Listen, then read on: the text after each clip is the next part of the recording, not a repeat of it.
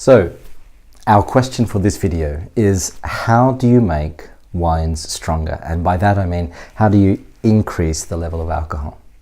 Well, you can see on our whiteboard that we are talking about fortified varietal wines. And just to sort of break that down a little bit, so when a wine is fortified, it means that alcohol has been added.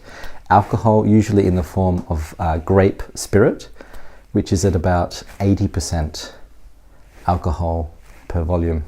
And it's interesting that in the process of making grape spirit, you do have to be careful that you select the heart fraction of the still.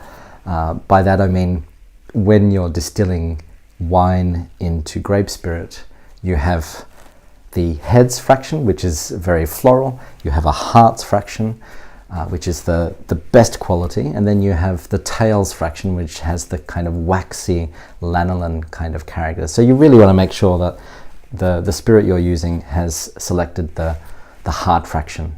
And in case you don't get that, sometimes you get this very fiery kind of feeling in the mouth because the grape spirit is quite poor. But most of the time, the spirit is fine, and it's used to add alcohol to the wine. But another trick that is used is that the grapes generally spend longer on the vine. It means that they've had extra time to build up extra amounts of sugar, extra sugar concentration, so that that sugar can be then converted into alcohol by means of the fermentation. Well, when it comes to varietal wines which are fortified, there aren't that many on the market, to be honest. We are trying to focus on the influence of the variety on the type, which is fortified wines, and perhaps we can go through 5 different types of fortified wines. And our first are liqueur wines. Now, this is a very interesting category. It may not always be fortified, but generally liqueur wines are rich, concentrated and sweet, and often fortified. If someone was to ask me, Mike, what are the 4 most well-known fortified wines in the world? The answer is actually pretty easy. I would definitely say that Port from Portugal, Sherry from Spain, and Madeira from the island off the coast of Portugal are all outstanding examples, and an honourable mention has to be the Rutherglen liqueur muskets and tokais, which is from my home country, Australia. And these are the wines that often the process is actually having a bigger influence rather than the variety.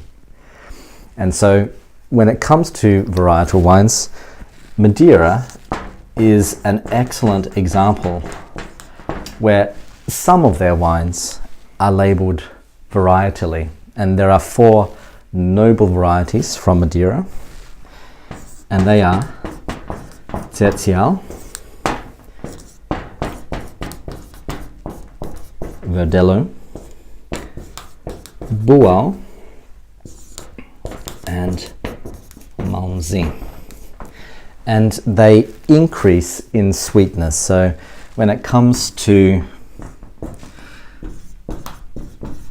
the taste of these wines, Tzetzal wines tend to be quite dry, Verdelho semi-dry, Bual semi-sweet, and Malmsey this kind of rich, sweet, concentrated wine. Just as a matter of interest, when you have a vintage Madeira, these are some of the longest lived wines on the planet. There have been tastings of Madeiras of more than 200 years old, sometimes even 300 years old, and they're still lively and fresh. It's amazing. It's an amazing wine, and the winemakers of Madeira say that they expose the wine to all the enemies of normal wine, oxygen and extreme temperatures, in order to produce this rich, concentrated style. So let's have a small tasting, shall we? You probably see behind me here we have a 10-year-old Bual. So here we are focused on the semi-sweet version of Madeira, and using my white background here, you see this beautiful kind of rich tawny color with an olive green rim. What I mean by rim is where the wine touches the edge of the inside of your glass. You see this kind of difference between the center, which is tawny, and the edge, which is olive green. And that olive green tinge often indicates extended aging. And so this is a 10-year-old wine, and you would expect to see this kind of green rim here. And the smell. Now, if you want to really impress your friends, you would use the word rancio. So what is rancio? Maybe I'll write it down because it's such an important word for this style.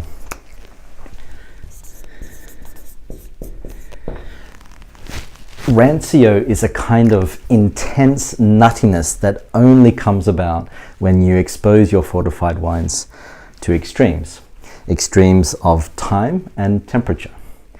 And this lovely rancio gives great complexity to this style of wine, and it comes across as this lovely kind of nutty character.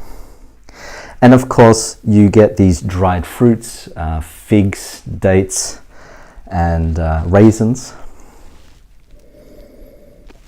and on the palate.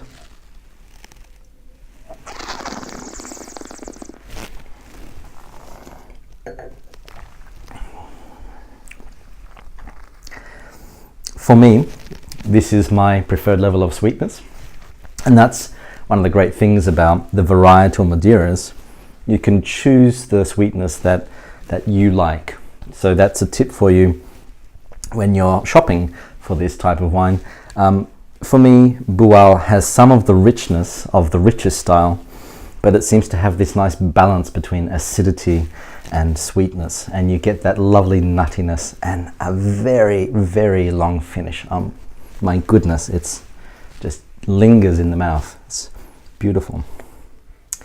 Now, the second wine we'll try is actually a Cabernet Sauvignon and Merlot blend from Michlovsky in the Czech Republic. And so this is where they take red grapes and they fortify them on skins. And you get this lovely, saturated, deep, inky, ruby red color. And this is already 9 years old. This is a 2009 vintage. It's now 2018. So a 9-year-old wine, which if this was a still wine would look like a 3-year-old wine. They keep their youth going quite a long time, these liqueur wines. And the smell? Beautiful, intense forest fruits, spices like Christmas cake almost, really rich. And you don't even have to put your nose in the glass. You can just smell the aromas wafting off a wine like this, even from a distance.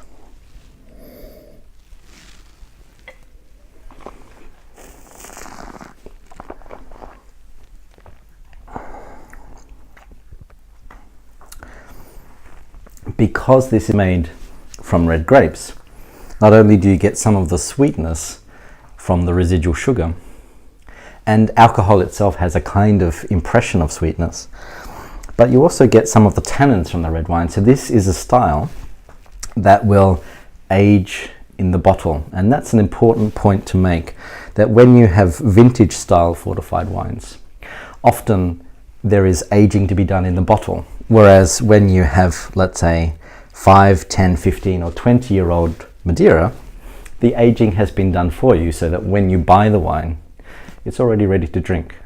So you don't have to continue to age the wine because the aging has been done for you. Anyway, a lovely, rich, concentrated style of liqueur wine made from Cabernet Sauvignon and Merlot. Just a serving suggestion. Sometimes these wines come across as very strong. They're a very strong taste, and you can mitigate that strong impression by chilling the wine in some cases. Now, I wouldn't suggest maybe some of the red fortified wines, but certainly the Madeiras can benefit from a little bit of chilling. The chilling kind of takes the edge off that kind of that hit you get from alcohol. So that can make drinking the wine much more pleasurable. And in terms of food, well, there is a golden rule, especially when you drink sweet wines, and that is that the wine should be sweeter than the food. Because if the food is sweeter than the wine, when you drink the wine, it tends to leave a sour impression. So the idea is that if you're trying to match food and wine in this category, make sure that the wine is sweeter than the food. Okay, so that's it for fortified varietal wines. Our next video will focus on fortified wines where the process is the king.